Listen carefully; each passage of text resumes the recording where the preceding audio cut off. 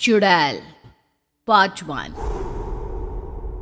ऊंची ऊंची पहाड़ियों और घने जंगल से घिरा हुआ भैरवगढ़ गांव काली पहाड़ी के ठीक पीछे था। काली पहाड़ी यानी मौत का घर। भैरवगढ़ गांव तक पहुंचने का रास्ता बेहद दुर्गम था। लगभग 24 घंटे घने तूफान और तेज हवाओं की वजह से वहां के वीराने माहौल की कहानियां लोगों के दिलों को दहला देती थी। ऐसे बहुत कम लोग थे जो भैरवगढ़ गांव तक जाने की हिम्मत करते थे। लोगों का कहना था कि इस गांव के आसपास बुरी आत्माओं का साया मंडराता है। गांव के रहने वाले लोगों ने वैसे तो अपनी आंखों से किसी बुरी आत्मा या साये को नहीं देखा था, लेकिन गांव का बच्चा बच्चा इस बात को महसूस कर सकता था कि गांव के ऊपर कोई तो खौफनाक साया मंडरा रहा है। और उसकी वजह ये थी कि उस गांव में जैसे ही कोई लड़का 18 साल का होता, उसके 18वें जन्मदिन की रात ठीक 12 बजे अकस्मात उसकी मौत हो जाती। हर बार ये मौतें बड़े ही रहस्यमयी ढंग से होती और इस बार सरपंच सुमेर के बेटे को 18 साल होने में अब बस 15 दिन बाकी थे। अजी सुनते हैं, हमारा बेटा भी कुछ दिन बाद 18 साल का हो जाएगा। कहीं वो डायन उसे भी खा गई तो? कैसी बातें कर रही हो? जब वो इस गांव में ही नहीं है तो कोई भी डायन या बुरा साया उसका कैसे कुछ बिगाड़ सकता है? उसे कुछ नहीं होगा। हाँ जानती हूँ, आपने उसे पढ़ाई के बहाने इस गांव से बाहर निकाल शहर भेज दिया है, लेकिन ये भी तो सच है ना कि वो बार बार यहाँ आने की जिद करता रहता है। वो चाहे कितनी भी जिद कर ले जानकी, पर मैं उसे इस गांव में कभी वापस नहीं आने दूंगा।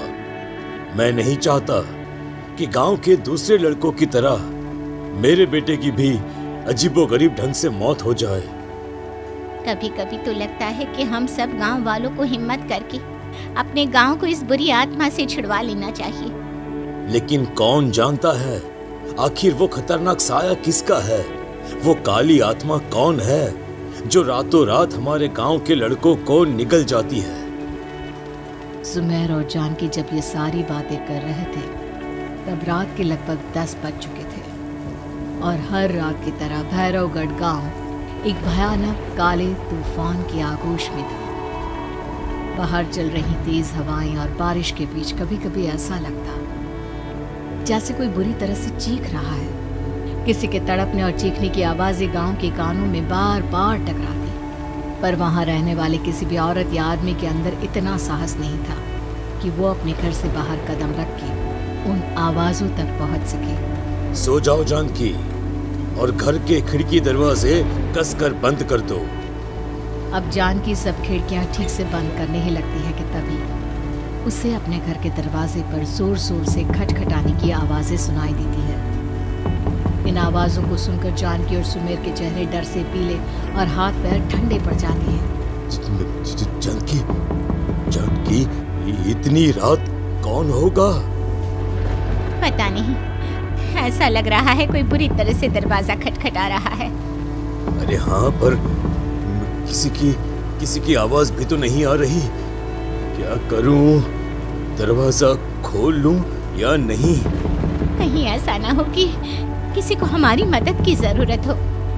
लड़खड़ाते कदमों से सुमेर दरवाजे के करीब जाता है और अपने कान को दरवाजे पर रख धीरे से आवाज देते हुए पूछता है, कौन है? कौन है वहां? तभी एक बेहद डराने वाली आवाज उसके कानों से टकराती है। दरवाजा खोलो, दरवाजा खोलो, वरना आज की रात इस गांव में कोई जिंदा नहीं बचेगा। मैं जानती हूँ तुम्हारा बेटा 18 साल का होने वाला है। अगर उसकी जान की जरा भी परवाह है तो दरवाजा खोल दो। इस आवाज को सुनते ही सुमेर घबरा कर पीछे हट जाता है और जानकी को पूरी बात बताता है। कहीं वो डायन हमारे घर तक तो नहीं पहुंच गई? अब हम क्या करेंगे? मुझे दरवाजा खोलना ही होगा जानकी। मेरे पास अब कोई रास्ता नहीं है। इतना कहकर सुमेर डर से अपनी दोनों आंखें कसकर बंद करता है और कांपते हाथों के साथ झटके से दरवाजा खोल देता है। तभी किसी के जोर से हंसने की आवाज सुमेर और जानकी को सुनाई देती है।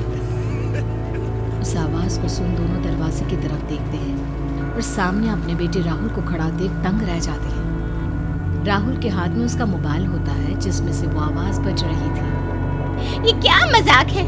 और तू यहाँ, तुझे मना किया था ना गांव में आने को, समझ में नहीं आता क्या? 18 साल का होने वाला है तू। माँ, आप लोग भी पता नहीं किन अंधविश्वास भरी बातों पर भरोसा करते हैं। क्या मैं अपने घर नहीं आ सकता? आप लोगों से नहीं मिल सकता? देख बेटा, हमने तुझे किसी वजह से ही इस गांव से दूर रखा था और यहाँ आकर तूने अच्छा नहीं किया। चल, मैं तुझे अभी के अभी वापस शहर छोड़कर आता हूँ। ओफो पापा, आप बेकार की बातों से परेशान हो रहे हैं। बाहर इतना तेज अंधड़ तूफान चल रहा है, कहीं जाने की जरूरत नहीं है। मैं बस आप लोगों से मिलने आया हूँ, कुछ दिन रहकर चला जाऊंगा। दिमाग खराब हो गया है इस लड़के का, नहीं जानता कि इस गांव में ये सुरक्षित नहीं है। किसने कहा था तुझे यहाँ आने को? ये आवाजें सुन, बाहर से जो आवाजें आ रही है तुझे सुनाई नहीं देती क्या? अरे माँ, जब जोर से तूफान चलता है, तेज हवाएं चलती हैं, तो इसी तरह की आवाजें आती हैं।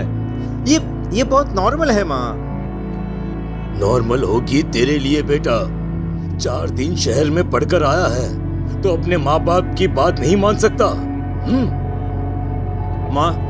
माँ, मुझे अभी बहुत जोरों से भूख लगी है, पहले कुछ खिला दो, और रात भी बहुत हो गई है। हम इस बारे में कल बात करते हैं, ठीक है? राहुल के वापस आ जाने से जानकी और सुमेर की आंखों की नींद उड़ गई थी। खाना खाने के बाद राहुल तो अपने बिस्तर पर जाकर सो गया, लेकिन जानकी और सुमेर पूरी रात उसके कमरे के बाहर पहरेदारी करते रहे। उन्हें पल पल इसी बात का डर था कि कहीं उनके बेटे को कुछ हो ना जाए। रात बीतती है, सुबह का सूरज निकलता है। अब जैसे ही वो राहुल को नींद से जागते देखते हैं तो उन दोनों के दिल को सुकून मिलता है। अरे माँ, पापा, आप अभी तक यहीं बैठे हैं? क्या पूरी रात सोए नहीं? जिनके जवान बेटे की जान को खतरा हो, उन माँ बाप को नींद नहीं आती बेटा। अब तो वापस शहर चला जा। देखो माँ, मैं किसी जरूरी काम से इस गांव में आया हूँ, और वो काम पूरा होने के बाद मैं खुद यहाँ से चला जाऊंगा। काम? गांव में तेरा क्या काम है? पापा, मैं बचपन से ही इस गांव के बारे में बेहद डरावने किस्से सुनते आया हूँ, इसीलिए अब मैं उन्हीं किस्सों के ऊपर डॉक्यूमेंट्री फिल्म बनाऊंगा। रिसर्च करना चाहता हूँ कि आखिर सच्चाई है क्या।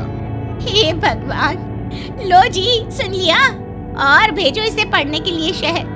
मैंने आपसे पहले ही कहा था, मेरी बहन के पास दूसरे गांव भेज दो। ना ये शहर जाता और ना उल जुलूल की बात इसके दिमाग में आती। जानकी और सुमेर राहुल को समझाने की बहुत कोशिश करते हैं, पर वो किसी की बात नहीं सुनता और अपना कैमरा लेकर गांव की पास वाली काली पहाड़ी की तरफ निकल जाता है। अब राहुल जैसे ही काली पहाड़ी पर पहुंचता है, उसकी नजर पहाड़ी के ठीक बीचों बीच बनी एक पुरानी झोपड़ी पर पड़ती है। यहाँ भी कोई रहता है क्या? ये इंटरेस्टिंग होगा। राहुल की आवाज पहाड़ों से टकराकर उसके कानों में सुनाई दे रही थी। उसने चारों तरफ का नजारा देखकर वहां की तस्वीरें अपने कैमरे में उतारना शुरू कर दिया। तभी अचानक राहुल ने अपने कैमरे में खींची हुई तस्वीर को जूम करके देखा, और उसमें उसे जो नजर आया वो देखकर राहुल के होश उड़ गए। क्या सचमुच उस गांव के ऊपर किसी बुरी आत्मा का साया था? क्या राहुल की जान बच पाएगी?